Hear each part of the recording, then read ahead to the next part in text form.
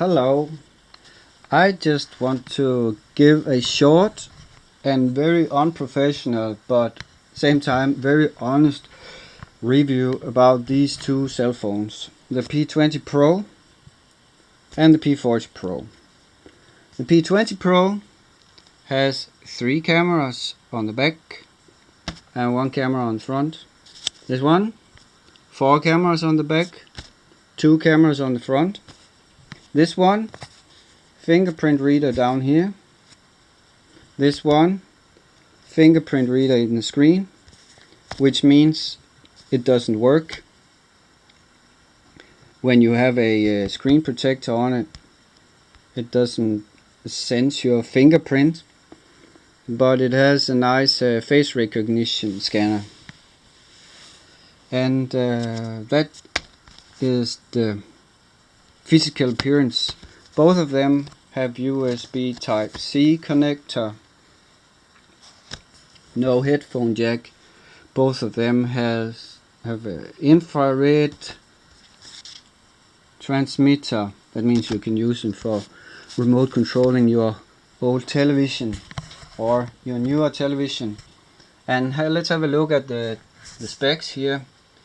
The P40 Pro is almost twice as expensive as the P20 Pro today,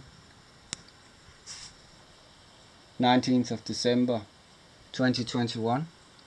Android on the P20 8.0, on the other one Android 10. This one is from 2018, this one is from 2020, and the P40 Pro has 5G, which the P20 Pro doesn't.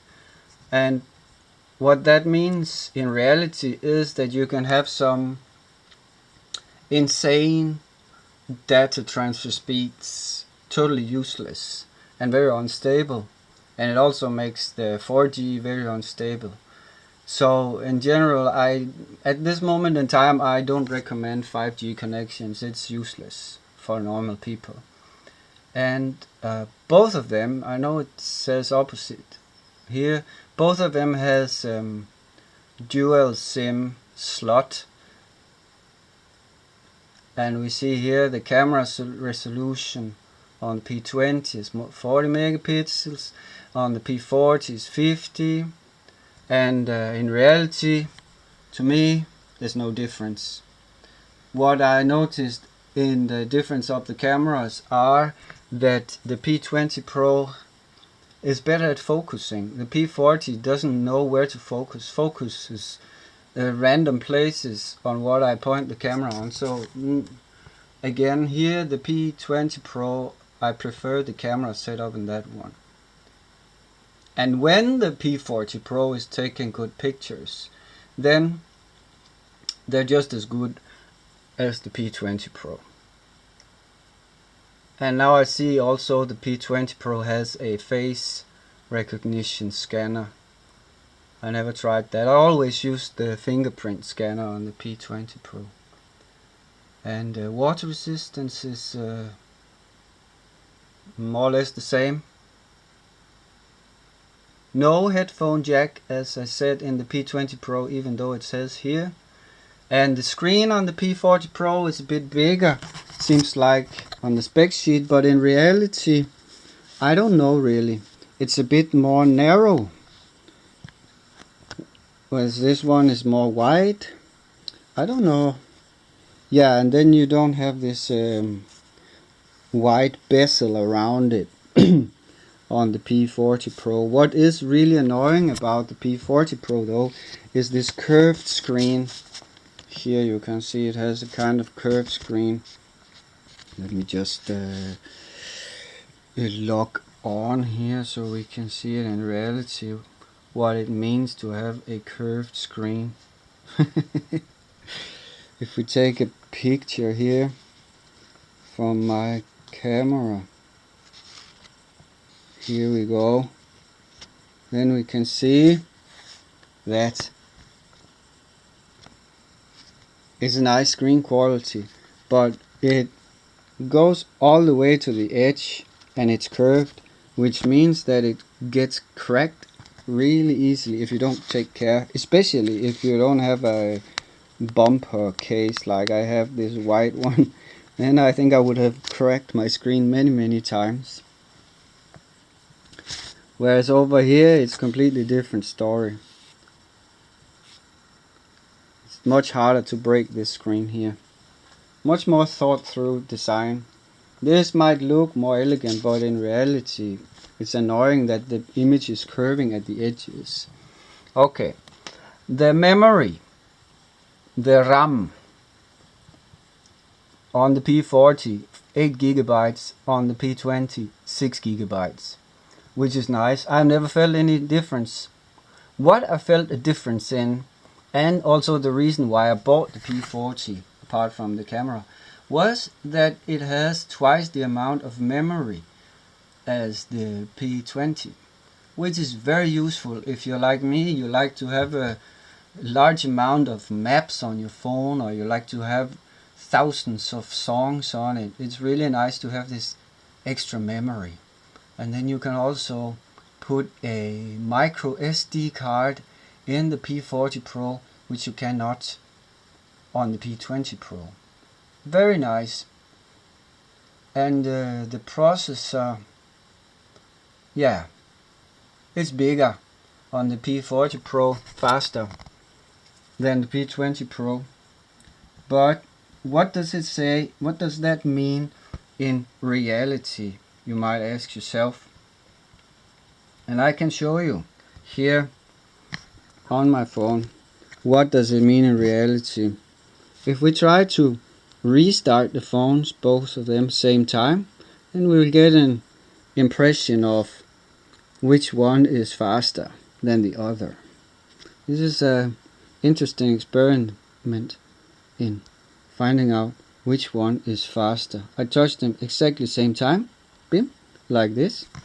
They start up again, hopefully. Let's see. The exciting moment of truth.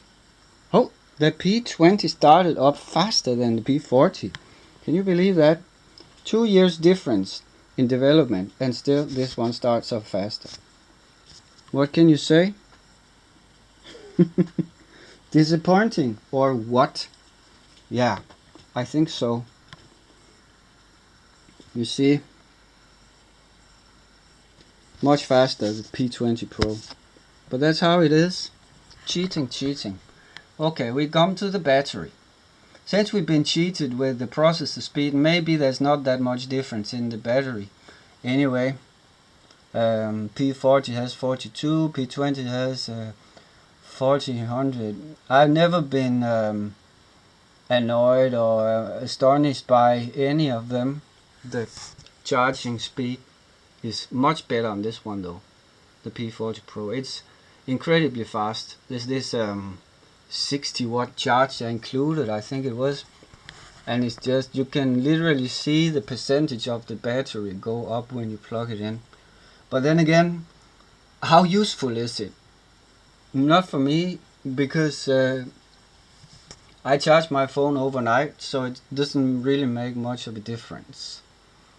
The P40 Pro is a whole lot heavier than the P20 Pro. 30 grams we can see here. Yeah, I think that's just about it. Let me see here if I have some more things on my checklist. The Google services, yes. The elephant in the room, the Google services, which we have on the P20 Pro still, before the Americans, they decided to destroy Huawei. So Huawei, they had to make their way around it by providing their own app store, which is ridiculous to say the least. I have it up here in a folder called bloatware, as you can see. App gallery they call it. It's a ridiculous app. What I use is Aptoid, this one here, to get the APKs and to update them again, my apps, it doesn't work very well. Actually, it is quite inconvenient. First I have to push this button here, and then it starts downloading all the updates, and then I have to confirm to install every single app manually. I have to press confirm, confirm, confirm, which is just ridiculous. And also a lot of the apps doesn't work on this phone. A lot of my previous Android apps from Google Play Store, they just won't run on this phone, which is really strange, I believe. And then I found the G-Space app here, which yeah, you can live with it, let me say it like this. Then you go in here, you make a clone of the app, and then you open it through this one here. But it's a workaround. It's not really useful. It's just annoying. It's if there is one app which I really need, like this Danish eBay app, it won't run without Google services. Then G-Space cheats Google by pretending they're an older Huawei telephone, and then I can use it anyway. You see, then there's a little logo here down in the corner of the G-Space of those apps. Maybe you can see eBay also doesn't run without Google services. They're the same company, but it works when I have G-Space. Yeah, you see, now it's booting up this, but it's a bit slower, and yeah, that's all I have to say about that. I can live with it, but it's not a funny experience to not have Google Play Store on the phone. And also the fact that I have to update all the apps manually every time. And as you can see, I have quite a lot of apps. So all in all, the conclusion is I am going to sell this telephone again here. I'm not satisfied with it compared to my old P20 Pro. Yeah, this one is better in the end. This one has to go. I hope someone will have fun with it. Thanks for watching, people. And if you like this kind of honest reviews, amateur style, then hit the like button and see you on the next one. Thank you.